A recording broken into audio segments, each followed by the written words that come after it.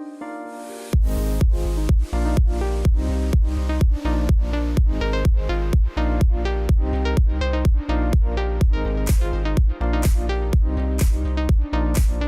is my pleasure to introduce our first speaker, Ms. Nupur Goenka, who is the Executive Director at Tally Solutions, a technology and innovation company delivering business software for small and medium businesses. I'm sure everyone here is familiar with Tally software. As the Executive Director at Tally Solutions, Nupur guides the international business, corporate finance, corporate information systems, and cloud operations of the company. In 2013, Nupur co-founded Cluster, a big data and analytics subsidiary of Tally Solutions.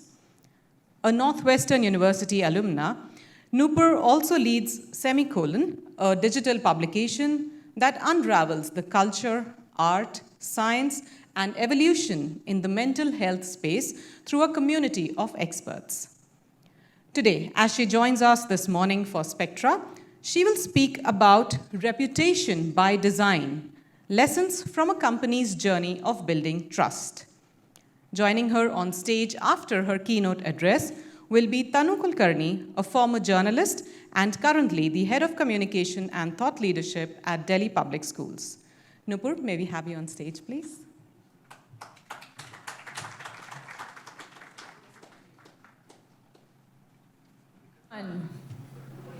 Thank you. My apologies for a little bit of the mess. I have a very large dog at home, and he thought it would be great to sit on me as soon as I was leaving the door.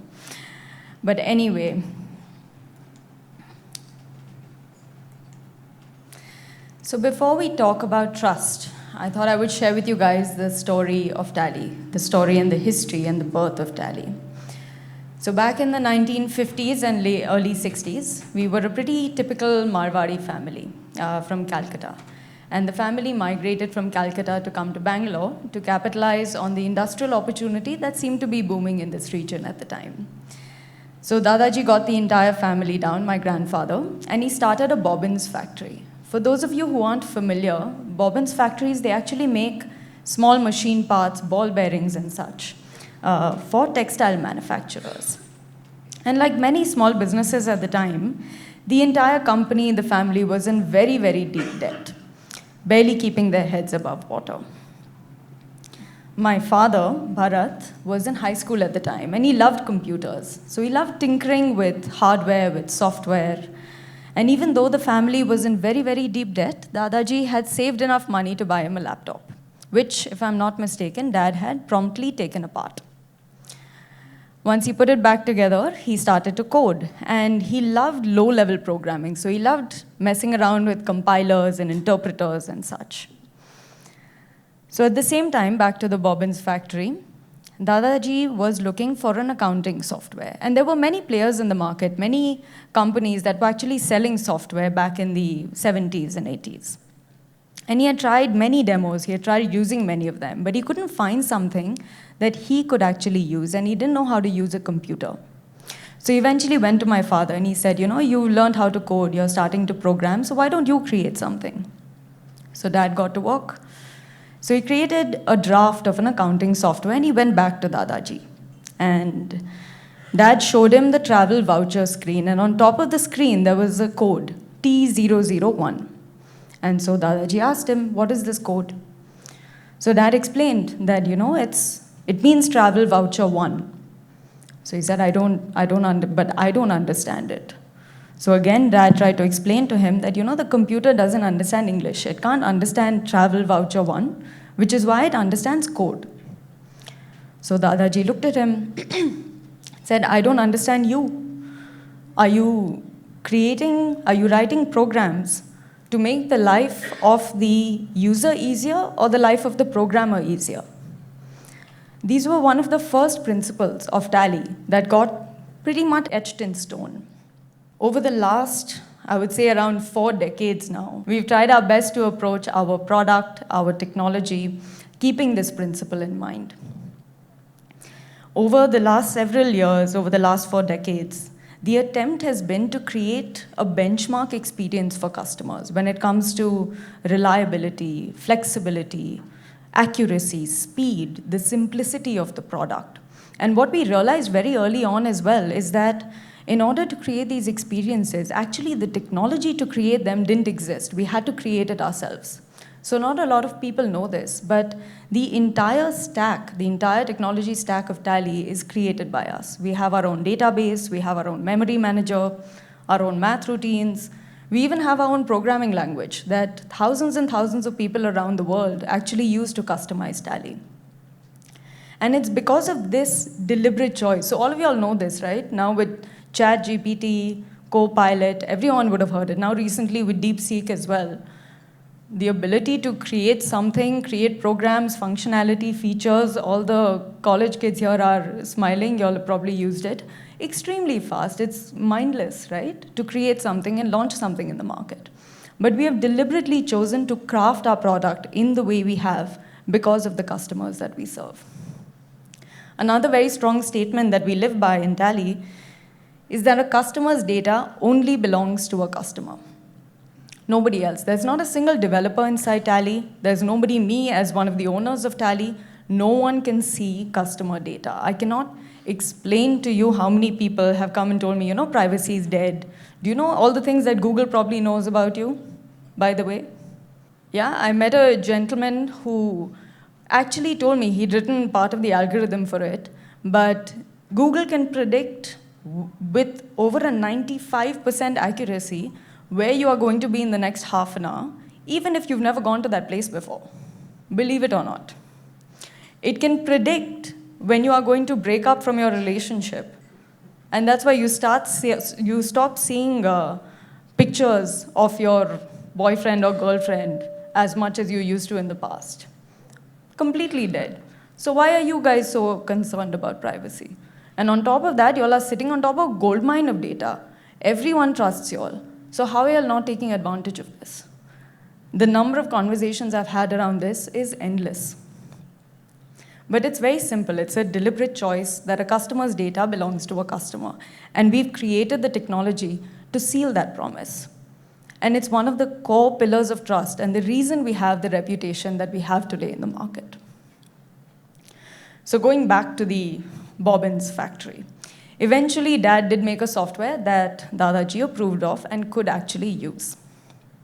So he started to use it. How many of you guys in the last 1 year has faced a power cut?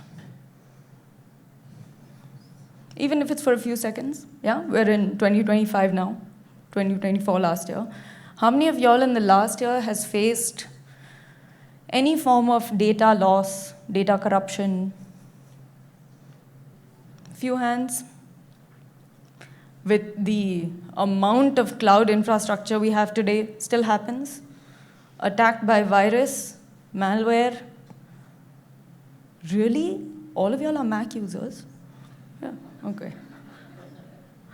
Yeah, some. And it's actually becoming, especially with AI now, it's becoming potentially scarier and scarier. But can y'all imagine the environment of a bobbins factory somewhere in the outskirts of Bangalore back in the 80s? And you had to create a software that just worked. So there was a Bajaj ad, I think it was Bajaj, several years ago. It was fill it, shut it, forget it. It was Bajaj, right? Oh, there are some nods. So we have a very similar sort of philosophy in Tally, which is principle number 2, again, words by Dadaji, which is when I buy a car, I want to be a driver. I don't want to be a mechanic. That when I'm using a software, I need the software to just do its job so I can focus on doing my own job. And which is why when you think back in the 80s, in the environment that a user would operate in, the kind of things that were out of your control that you have to take in mind. This is an example that I use to everybody who enters the company. I don't know what luck I have, but every time I have an interview, somehow there's a power cut in the office. Somehow a blessing, because I'm like, this is why we build the kind of software that we do. But this reminds me of a customer visit that I had actually after college. So I froze to death in Chicago, she mentioned Northwestern, for 4 years before I came back to Bangalore. And I went to Domlur to this wires and cables retail store. And I noticed as soon as I entered, he had a small desktop in the corner of his shop. And when I went closer, I saw that he didn't have a mouse. So there was a mouse pad, but there was no mouse on it. So we started talking. And I learned through the conversation that he actually didn't know how to use a computer. This was in 2014 or 2015, if I'm not mistaken.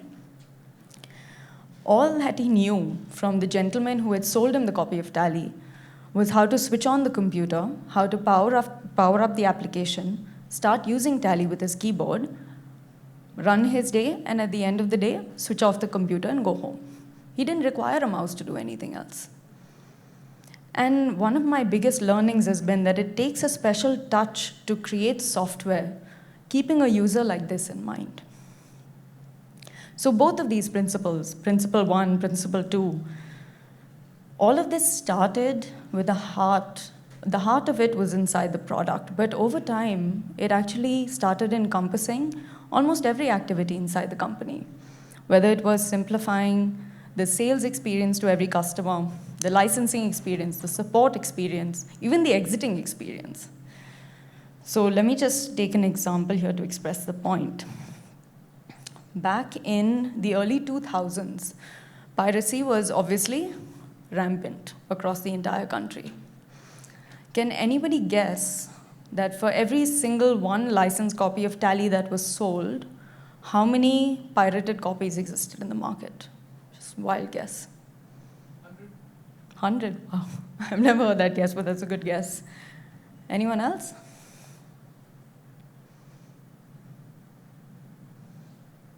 Any number? No? Arey, this is...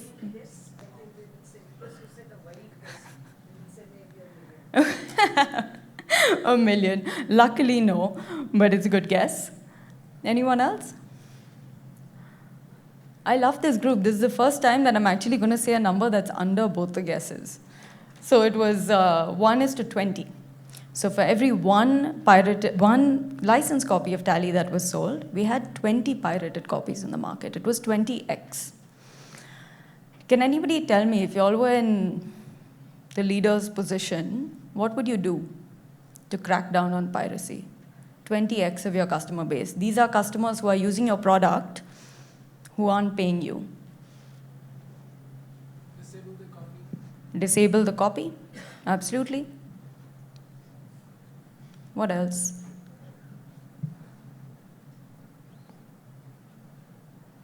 It's a team full of communications. Nobody's communicating. Anyone?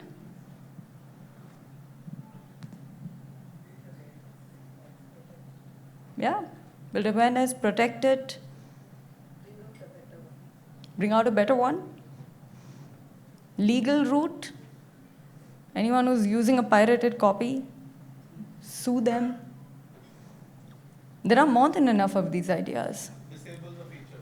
Disable the features. They should not be using it. They should be paying us. Absolutely. These are great points. 100%. Right? The question we asked ourselves was a little different. First is, we said we don't want to assume that every single person who is using a pirated copy of Tally are thieves. They don't want to pay us. We said, let's not assume that. What if they do want to pay us, but they actually don't have a simple way of buying the software? So we had gotten to work, and we started putting together one of the largest partner networks across the country. So even today, we have over 28,000 partners, completely independent of us, that sell Tally in every nook and cranny of India. No legal process, no documentation. If anything, we simplified the ability for somebody to buy a pirated copy. But from 1:20, the ratio eventually came down in less than 1:1. We still have pirated users of Tally. In fact, our Tally Care Center, the support center that actually takes calls of customers and partners, whether you are a licensed customer of Tally, whether you are a pirated customer of Tally, you are a customer of Tally. They never turn down support. So all our pirated customers actually still get support. No questions asked. Another very counterintuitive thing is how easy we make it for somebody to exit our product. So even today, no matter how long you've used Tally for, if the license is no longer valuable to you, you will be able to surrender the license and get your money back, no questions asked. It is one of the easiest softwares to migrate into, but more than that, it's probably easier to migrate out of. That the customer's business will always come first, not the software that they use, whether it's Tally or anything else. So we have no policy of locking in any customer. It's all of these, like I said, more counterintuitive things that we have exercised across the company. So now, finally, let's get back to the bobbins factory one last time. Like I said, Dadaji had started using the software. He had started potentially recommending the software to a few friends, to a few families, because it was one of the few that just worked. And one night, the entire factory burned down. So Dadaji and Dad went to the factory in the morning, what was left of it at least, and they were walking around. And they realized that every single thing had turned into ash. As legend goes, there was only one thing that was left behind. There was a single chair that somehow remained untouched, and under it was the laptop that contained the Tally source code. And this was where the bobbins factory perished and the company Tally began. So they started selling Tally in the market. And once they started selling it, again, principle 3 was actually born. Dadaji's words again. That it is not about getting the customer who's already paid us to pay us more, but to get 50 of their friends or family to become our customers. When I first joined Tally, I didn't realize how a simple accounting software, one of millions and millions in the world, could actually be the cause of relationships and friendships, of armies to be formed. And it's all I've seen over and over and over again for over a decade now. Today, we have 2.5 million businesses. We are blessed to have 2.5 million businesses who use Tally and several million users. And even today, over 80% of our sales, probably even more than that, happen through referrals. But we don't incentivize a single customer to refer somebody else to us. And it's a very strange thing for somebody to reconcile with when they join the company. I recently had a meeting with the team. We were trying to figure out a strategy to capture a new market. And they came up with some great ideas. But all of them were centered around how do we incentivize customers to refer more customers to us. They came up with schemes, they came up with offers, how do we market it, how do we get people to opt in. But the problem statement was very different. The problem statement was that we have partners and partners teams selling Tally all across India, thousands and thousands of partners all across the world as well. How do we help train them to actually exercise what we call the Tally way of sales? How do we get them to exercise a core tenet of trust, which is spend time with your customer, spend time to understand the business, understand the value that Tally can bring in the context of their business. But most importantly, if you realize that Tally actually cannot bring value, which in many cases it can't, because Tally is not built for every single person, please recommend a different software to them. That the customer's business must always come first, not the sale. The relationship must always come first, not the number. And always, always, always, try to have a cup of chai. So it's these principles that have actually led to the 3 words you will see under our logo, the power of simplicity. And before marketing, before communications, it's trying to live by these principles every single day that has allowed us to continue the journey of simplifying the lives of customers in every aspect we possibly can throughout the last 4 decades and hopefully for the decades to come. We've made enough mistakes along the journey. I know there are more than enough mistakes that we'll continue to make in the future. But this is really how we've thought about this concept of what it means to succeed versus what it means to win. What it means to not just build, but safeguard the kind of trust that we have built over the last 4 decades, and hopefully we'll continue to build for the decades to come. So thank you all so much. I hope I've done some justice sharing the story of Tally, sharing how we think about reputation, how we think about trust. And I look forward to the conversation with Tanu. Thank you.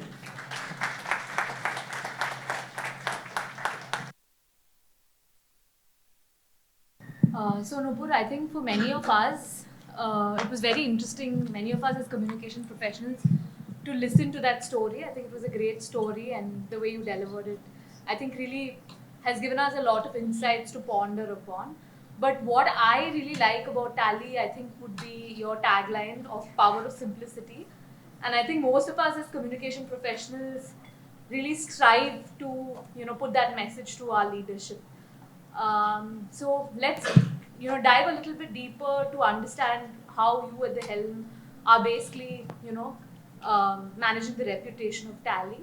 I think the first thing would be learning from feedback. So my question would be on learning from feedback, and how do you at the helm basically use customer feedback to continuously improve and enhance its reputation for listening, and how can you really be called a company that really listens and adapts to feedback? Yeah, it's a great question. So I would say around 10 to 15 years ago, it was much more simple to do because we had a much, much smaller customer base. So there was a time in Tally that we made almost 300 releases a year because we were responding to almost every single thing a customer was saying.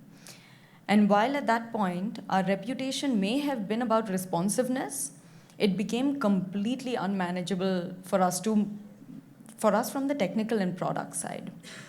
So now what we've been trying to do is that over the last several years with 2.5 million customers, there are definitely a few areas where I believe we have tried to make powerful key releases, which either we know customers will need because the government has announced something, perhaps from the compliance side, or the other end of the spectrum is that customers are not necessarily asking for it, but we know that it's a key tenet inside their business operations. But with this scale, if you ask me, there is a journey to walk. I wouldn't say that we are the most responsive company. We are still learning how to deal with this kind of scale and also enable people to customize Tally in their own way without becoming a bottleneck or depending on us. So I would say it's definitely work in progress. Right. Another interesting thing that you actually mentioned in your talk was that, you very candidly spoke that, you have made mistakes, and, as I think communication and PR professionals, all of us would really like to know, how have you really managed the reputation of the company when you have made mistakes and things really haven't gone your way, and when, say, a product really hasn't met what the customer was really expecting? So how have you actually dealt with situations like that? Oh, great question. So I think there are 2-3 types of mistakes. An example is what I took. Imagine that you have enough people in the company inside partner networks who just want to sell Tally. They have a monthly target they need to fill. So they go and sell Tanu and your enterprise a Tally software. And Tally is not actually built for you. It's not made for you. So you're suffering. Your business is stopped. You're barely being able to use the software. The key thing when that mistake happens is to definitely turn around the decision. Definitely sit with the customer, give them the money back, recommend a different software for them, so you are spending time to ensure that their business continues. Another type of mistake is that you release something in the product that goes to this entire room. So it's impacted all of these businesses. Best case scenario, what you can do, and what we always try to do, is to ensure that we are able to correct it through the next release, which we try to do as quickly as possible. But very honestly, the good thing is that we have a very, very high bar when it comes to the quality of the product that we release. Right. So, touch wood, not happened as of right now. But if there are cases where customers are not happy, it does not matter whether you need to refund, whether you need to ask them to move to another product, to the previous release that they were happy with. I think there are 50 actions that you can take, but the intention is to just make sure that the customer's business keeps running. Right. And I think you can also probably highlight, I was watching one of your videos where I think your grandfather or father actually refunded an amount where a person lost his business. So if you can talk of that, I think that's an interesting story that you can share. Yeah. This is actually a famous story we share in every induction. This was back in probably the late 90s, if I'm not mistaken. There was a gentleman in UP. He was running a factory as well, and we had sold him a licensed copy of Tally. What had happened is his factory had burnt down. And obviously the philosophy was that the license was obviously not useful to him anymore. He's not running his company. So without him asking for it, we took the license back and we had mailed his money back.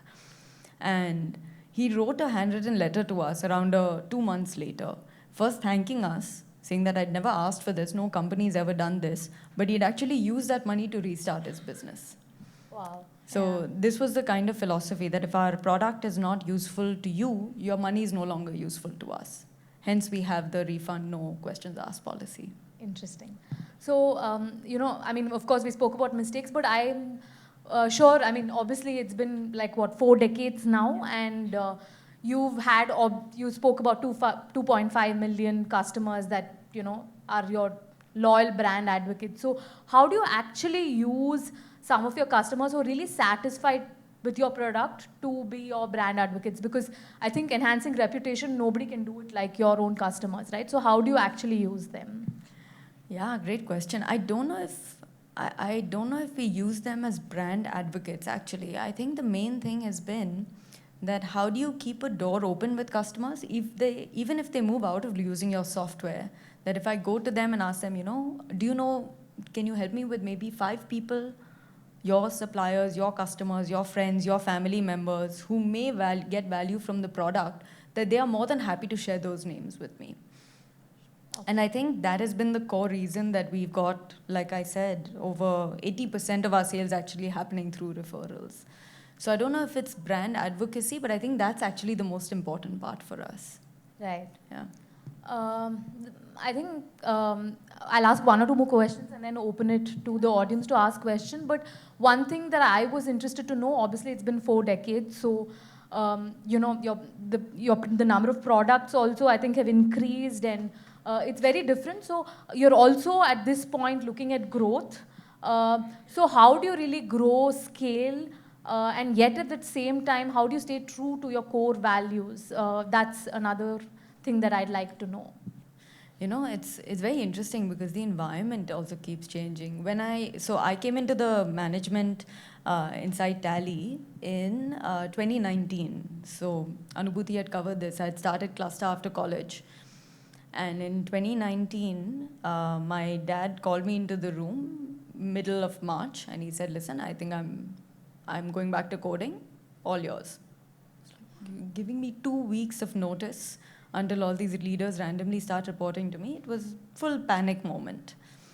But one of the biggest panic moments for me was what I considered the heaviness of responsibility to keep the legacy of Tally that had been built for such a long time.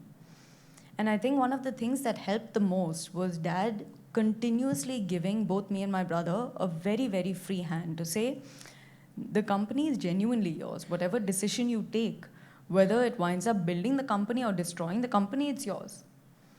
And I think that gave a lot of freedom to a different kind of heaviness to see what you actually want to build for in the future.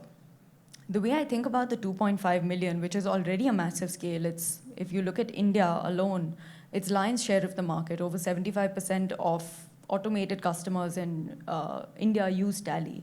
Our second largest is in the UAE. We have around 50% of the market there. And we have an aspiration to go from 2.5 million to 200 million. I think the core thing we are trying to figure out is what does it mean to hold by our principles and our values. One of the examples I gave you during the talk was this point about the customer's data always belongs to the customer. So when we come out with an experience which is mobility, anytime, anywhere, nativized, that principle will still stick. Very few other companies who are able to give you that kind of experience will be able to make that statement. So I think it's really trying to figure out what the values and the principles are, regardless of whether you're scaling up or scaling down, and what it means in today's context. Okay, thank you. I think my last question I'll ask from whatever you just spoke about legacy, right? You said when you joined the company, there was already, a big legacy. Tally was already a big brand. And simultaneously, I think you dabbled a little bit with your own, startup or enterprises. So what were some of the challenges and the opportunities that you saw in working with a big brand like Tally? Was it more easier, or would you have liked a clean slate and started afresh? Honestly, when I was in college, I was hell-bent not to join Tally. I actually started with the intention of becoming a journalist. So I joined the communications department in Northwestern, Weinberg. And my apologies, in 6 months, I realized that I was horrible, not happening, not a future I could imagine. Went into astrophysics, went into psychology, went into computer science. There were 5 other things. At some point, my dean called me in and she's like, listen, you're not going to graduate at this point. Like, you need enough credits in one subject.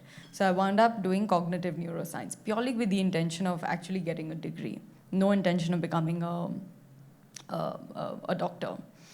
And when I came back, I was like, no, nepotism, I'm not going to join Tally, family business, not happening. So full stubbornness, refused to look at anything else. But then when I started meeting customers, there were a few things that made me actually fall in love with Tally, and therefore made me fall in love with the legacy of Tally. One is I met a partner from Liberia. And when he had driven up, I looked at his number plate. His number plate was Tally 9. I was like, we don't sell in Liberia. This is not a market we've invested in at all. This person has very independently gone and made that a market. He actually runs a Tally Premier League of a cricket team that he sponsors himself. And he gets hundreds of people together every single year to play cricket inside the country. It's the kind of love over a software product. I met another partner. He has Tally tattooed on his arm. Oh my God. And I was like, I've never seen Microsoft tattooed on somebody's arm. And it was something I could not explain. To this day, I can't explain it. But there was a level of love that it was inevitable to latch on to. And then the dream became that how do you still build a future that you can craft as yourself, that you don't just ride the wave and say, okay, Tally is what it is, and you keep moving on. How do you define your own future but still carry that love forward? I think that's the challenge that we've posed to ourselves today, which is very exciting. Okay.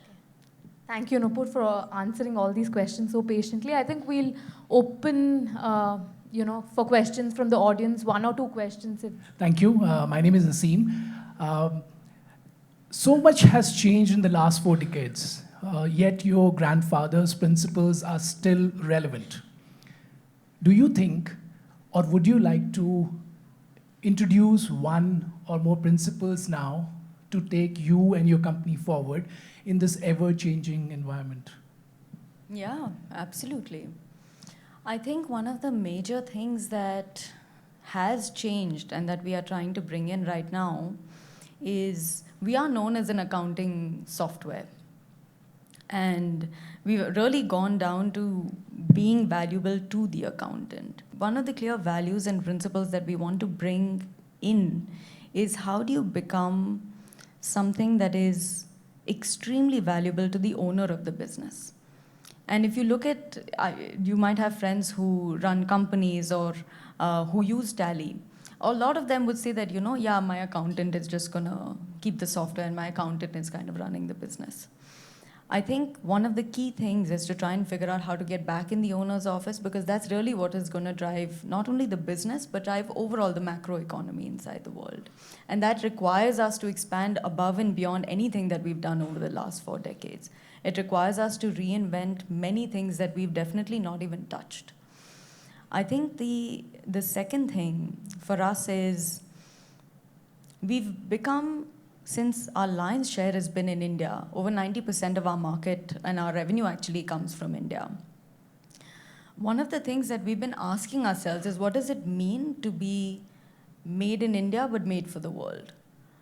I don't think we're there yet, but it's something that we do want to etch and figure out, from building a team, to building a product, to building our communications, to building our support strategy. How do you go from an India market to actually becoming a global company? So if we think about eventually reaching 200 million, I think those are the words that will keep kind of ringing. All right, thank you. Okay. I think we've run out of time, so thank you for this conversation. I think as communication and PR professionals, I think there are a lot of takeaways that we have from your session. You know, it could range from consistency in messaging that you spoke of through all your verticals, or, you know, just about how you stay true to your core values even though you're scaling. Thank you, Nupur. Thank you, Tanu. Thank you, everyone. Thank you, Nupur, for sharing your insights, the legacy, the values of Tally with us here today. May I request Tanu to please present Nupur with a Sparkle Collaborative gift card.